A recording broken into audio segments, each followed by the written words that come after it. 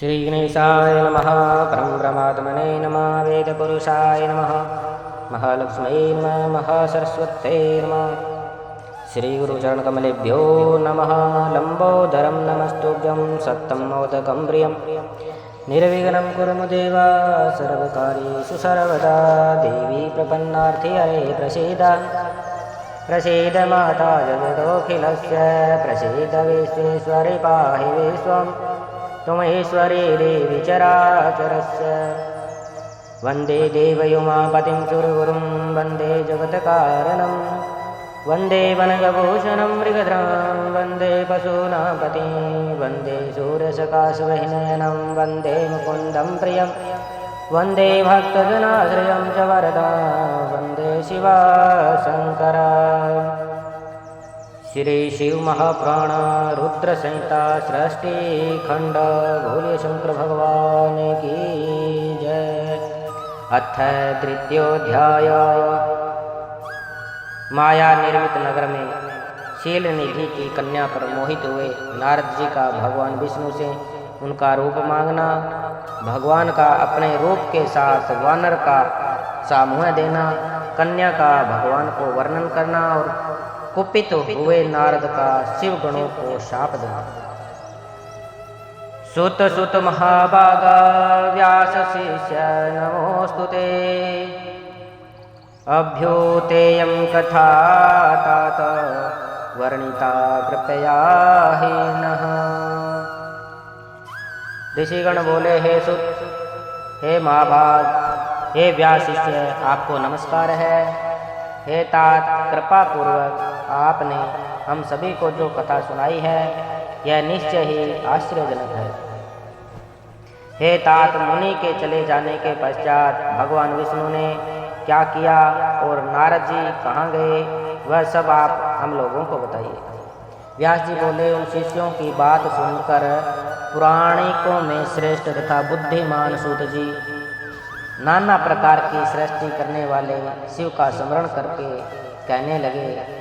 सूत जी बोले, हे महर्षियों, उन नारद मुनि के इच्छा अनुसार वहाँ से चले जाने पर भगवान शिव की इच्छा से माया विशारद श्री हरि ने तत्काल अपनी माया प्रकट की। उन्होंने मुनि के मार्ग में एक विशाल 100 योजन विस्तार वाले अवधूत तथा अत्यंत मनोहर नगर की रचना की।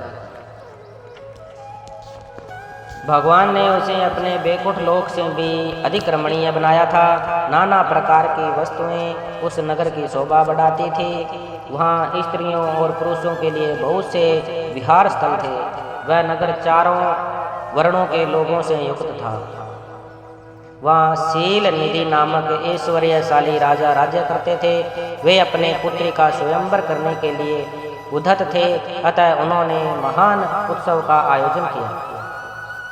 उनकी कन्या का वर्णन करने के लिए उत्सुक हो चारों दिशाओं से बहुत से राजकुमार आए थे, जो नाना प्रकार की वेशभूषा तथा सुंदर शोभा से प्रकाशित थे। उन राजकुमारों से वह नगर भरा पूरा दिखाई देता था। ऐसे राजनगर को देख नारद जी मोहित हो गए।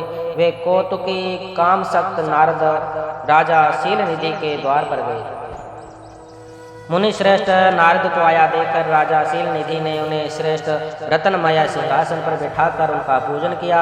तत्पश्चात राजा ने श्रीमती नामक अपनी सुंदरी कन्या को बुलवाकर उसे नारद जी के चरणों में प्रणाम करवाया। उस कन्या को देखकर नारद मुनि चकित हो गए और बोले, हे राजन, यह देव कन्या के समान सुंदरी तथा महाभाग्यशालिनी कन्या कौन है? उनकी यह बात सुनकर राजा हाथ जोड़कर कहा, हे मुनि, यह मेरी पुत्री है, इसका नाम श्रीमती है।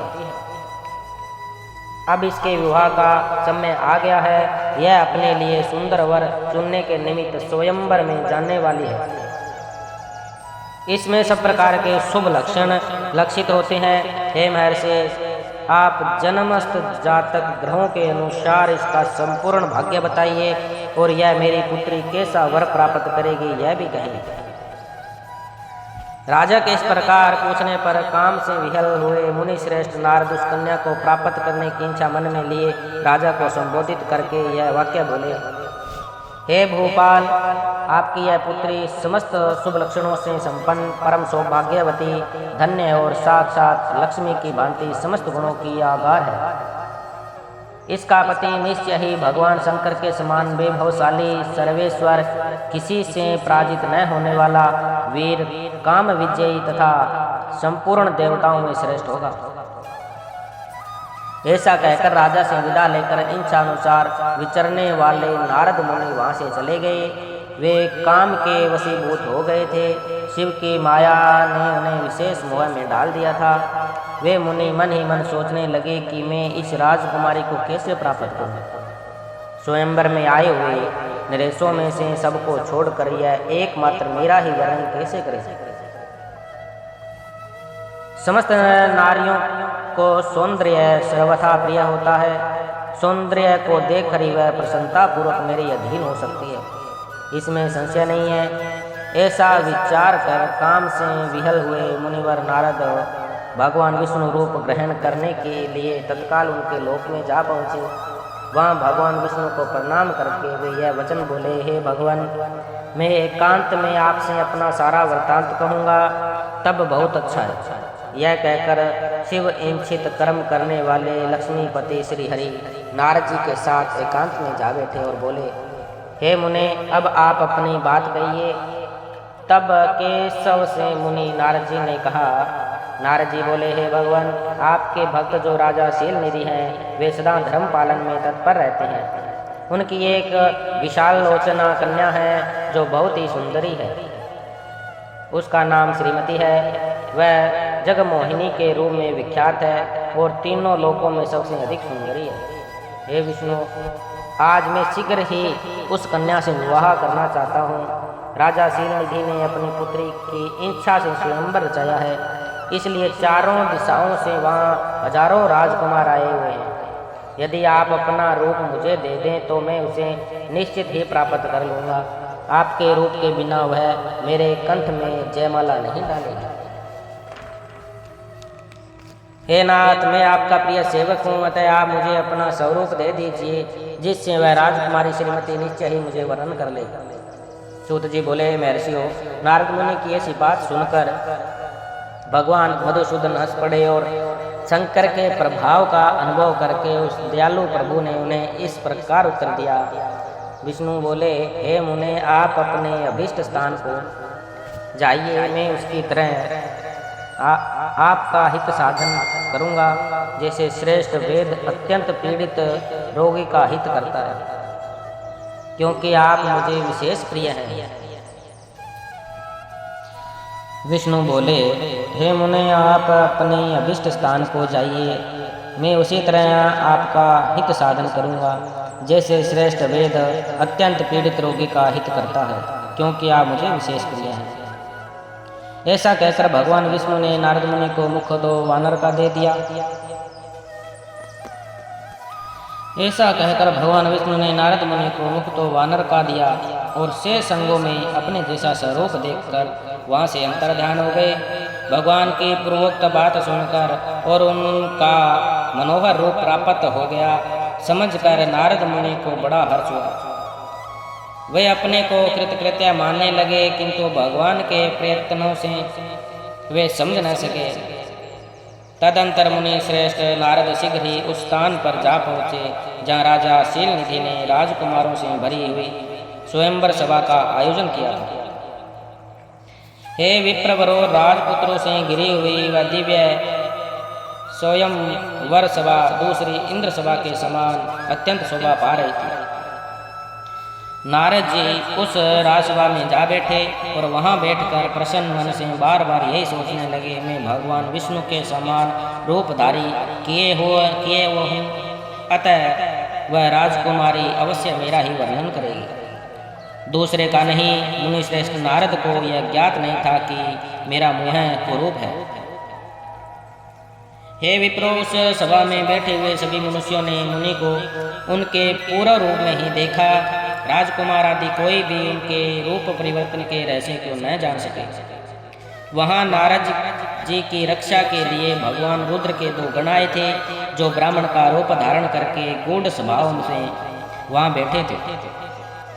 वे ही नारद जी के रूप परिवर्तन के उत्तम भेद को जानते थे। मुनि को काम वेश से मूड हुआ जानकर वे दोनों गण उनके निकट गए और आपस में बातचीत करते हुए उनकी हंसी उड़ाने लगे। देखो, नारद का रूप तो निश्चय ही भगवान विष्णु के समान श्रेष्ठ है, किंतु मुख वानरों के समान विकट और महाभयंकर। काम मोहित से व्यर्थ में ही राजकुमारी पुत्री को प्राप्त करने की इच्छा कर रही हैं। इस प्रकार की कपटपूर्ण बातें कहकर वे नारद का उपहास करने लगे। मुनि तो काम से विहल है, अतः उन्होंने उनकी यथार्थ बात भी अनसुनी कर दी।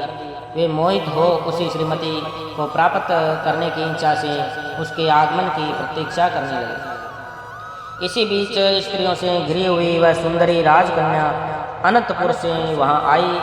अपने हाथ में सोने की सुंदर माला लिए हुए वह शुभ लक्षणा राजकुमारी स्वयंवर के मध्य भाग में लक्ष्मी के समान खड़ी हुई अपूर्व शोभा पा रही थी।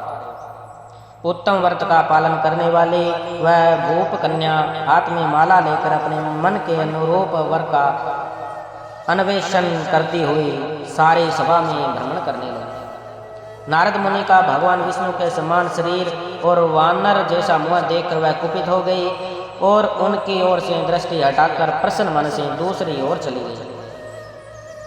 स्वयंवर सभा में अपने मनोवांछित वर को न देखकर वह दुखित हो गई। राजकुमारी उस सभा के भीतर चुपचाप खड़ी रह गई और उसने किसी के गले में जयमाला नहीं डाली। इतने में राजा के समान वेशभूषा धारण किए हुए भगवान विष्णु वहां पहुंचे। किन्हीं दूसरी लोकों से उनको वहीं नहीं देखा, केवल उस कन्या ने ही उन्हें देखा। भगवान को देखते उस परम सुंदरी राजकुमारी का मुख प्रसन्नता से खिल उठा। उसने तत्काल ही उनके कंठ में वह जयमाला पहना दी। राजा का रूप धारण करने वाले भगवान विष्णु उस राजकुमारी को साथ लेकर तुरंत अदृश्य हो गए और अपने धाम में जा पहुंचे। इधर सब राजकुमार श्रीमती की ओर से निराश हो गए। नारद मुनि तो काम वेदना से आतुर हो रहे थे, इसलिए वे अत्यंत विहल हो गए। तब वे दोनों विप्र रूपधारी ज्ञान विशारद रुद्रगण काम विहल नारद जी से कहने लगे। गण बोले, हे नारद, हे मुने, आप व्यर्थ ही काम से मोहित हो रहे हैं और सौंदर्य के बल से राजकुमारी को पाना चाहते हैं। वानर के समान अपना घृणित मुंह तो देख लीजिए। सूत जी बोले, हे महर्षियों, उन रुद्रगणों का यह वचन सुनकर नारद जी को बड़ा विस्मय हुआ। वे शिव की माया से मोहित थे। उन्होंने दर्पण में अपना मुंह देखा। वानर के समान अपना मुंह देखकर वे तुरंत ही कुपित हो उठे और माया से मोहित होने के कारण उन दोनों शिव गणों को वहाँ यह श्राप दिया, तुम दोनों मुझ ब्राह्मण का उपहास किया है, अतः तुम दोनों ब्राह्मण के वीर्य से उत्पन्न राक्षस हो जाओ। ब्राह्मण की संतान होने पर भी तुम्हारे आकार राक्षस के समान ही होंगे। इस प्रकार अपने लिए शाप सुनकर ज्ञानियों में श्रेष्ठ वे दोनों शिवगण मुनि को मोहित जानकर कुछ नहीं बोले। हे ब्राह्मणों, वे सदा सब घटनाओं में भगवान शिव की इच्छा मानते थे, अतः उदासीन भाव से अपने स्थान को चले गए और भगवान शिव की स्तुति करने लगे। बोलिए शंकर भगवान की जय। इति श्री शिव महापुराणे विद्यां रुद्रसहितायां प्रथम खंडे सृष्टि उपाख्याने नारद मोह वर्णनम नाम तृतीयोऽध्याय। ओम नमः शिवाय, ओम नमः शिवाय, हरे हरे भोले नमः शिवाय, नमः शिवाय, ओम नमः शिवाय, हरे हरे भोले नमः शिवाय, नमः शिवाय।